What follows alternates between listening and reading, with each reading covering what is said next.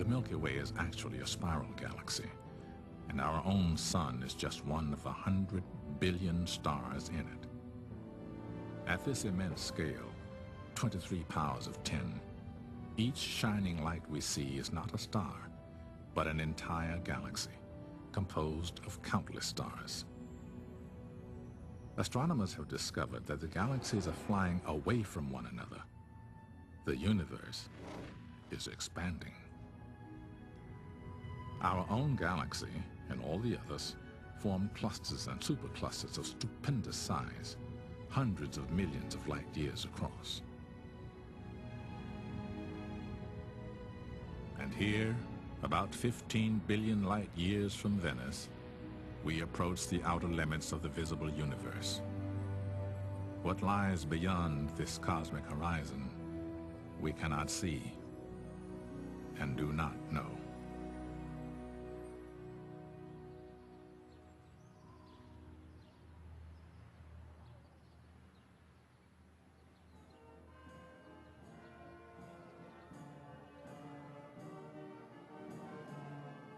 While Galileo's telescope allowed us to take an outward voyage, another innovation here in the Dutch town of Delft would lead us on an inward journey of discovery.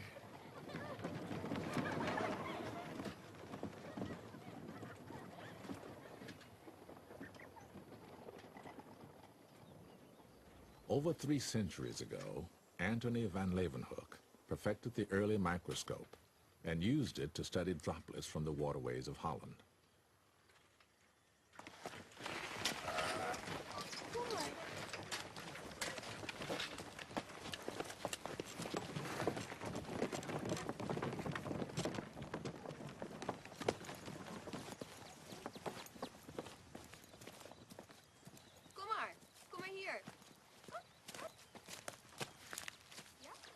As students today make their own discoveries, imagine the moment when Van Leeuwenhoek peered through his more powerful instrument and discovered a living kingdom in a drop of water.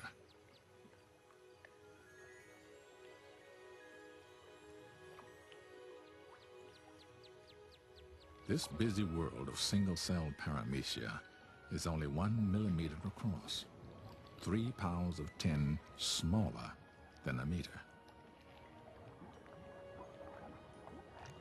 The microscope allows us to continue our journey into the realm of the very small. As we move into the cell nucleus, each new ring now reveals a world 10 times smaller in diameter than the last.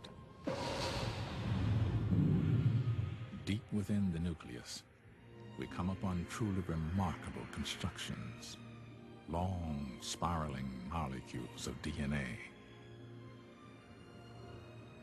DNA holds the chemical codes for the reproduction of most organisms on the planet, whether they're paramecia, people, or petunias.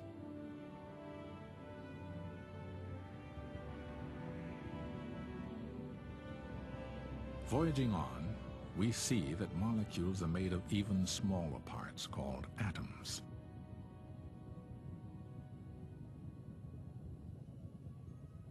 The tiny world of the carbon atom is very strange indeed. Its 6 electrons seem to swarm everywhere at once. Now our voyage takes us through a void that appears as vast as the space between the stars. Ahead lies the atomic nucleus, so fantastically small that if the whole atom were the size of this theater, its nucleus would be like a speck of dust. Yet the nucleus contains almost all of the atom's mass, packed into particles called protons and neutrons. And these, in turn, are made of still smaller, mysterious things called quarks. Exploring this, the inner frontier of the universe, physicists wonder if quarks might contain even tinier building blocks of matter.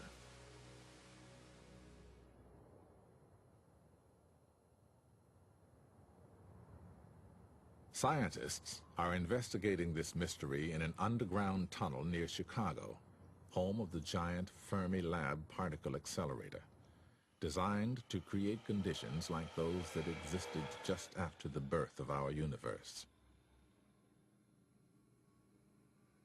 Millions of protons and antiprotons race through these pipes in opposite directions, nearly at the speed of light in a kind of subatomic demolition derby.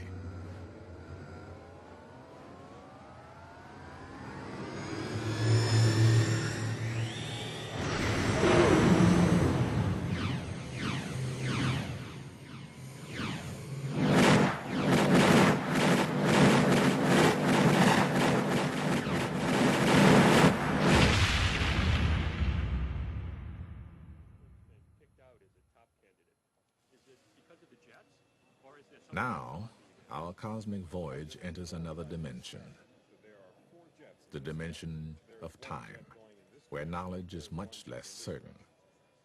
Studying traces of quarks from these collisions, physicists try to learn what our universe was like when it began, after the explosion known as the Big Bang. One of them outlines the theory. Welcome to Fermilab. Today, astronomers see the universe expanding. Imagine running the expansion backwards. Billions of years ago, everything must have been packed together at enormous density. It seems incredible, but we think that the matter making up everything we see in the universe today, everything, the buildings, trees, people, planets, stars out to the most distant galaxies, was once crammed together into a volume smaller than this. And then,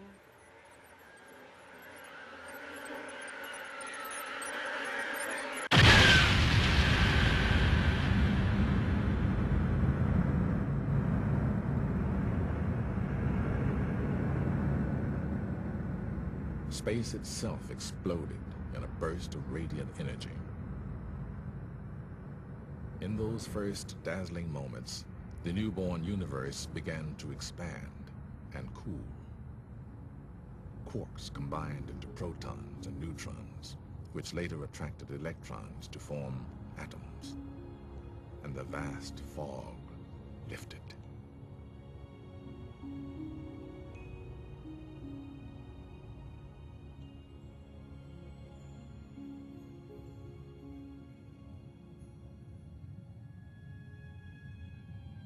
For hundreds of millions of years, the force of gravity slowly drew matter together into a gigantic web, the architecture of the cosmos.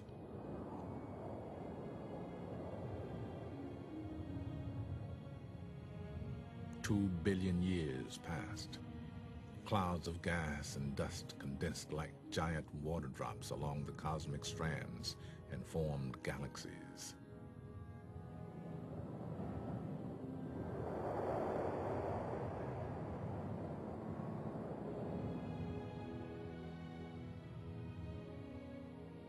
Where the great ridges of matter crossed, galaxies came together in clusters.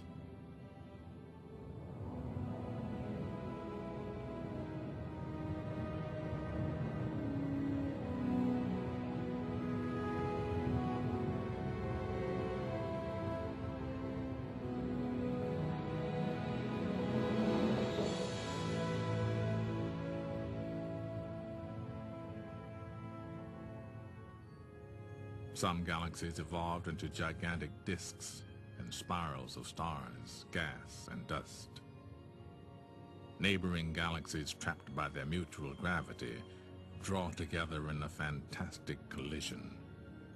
In real time, it would last 1 billion years.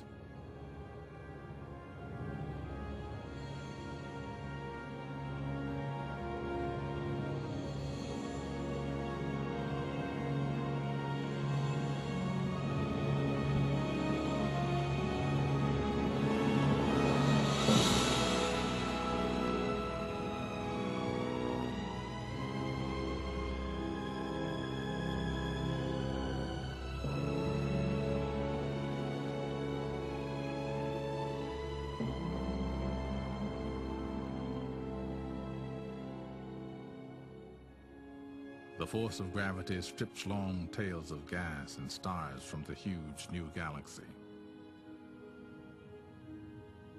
And yet stars almost never collide. So vast are the distances between them.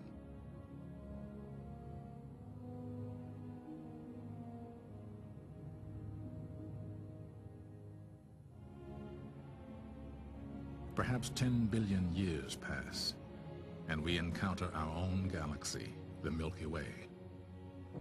In it, stars have formed, and some have died.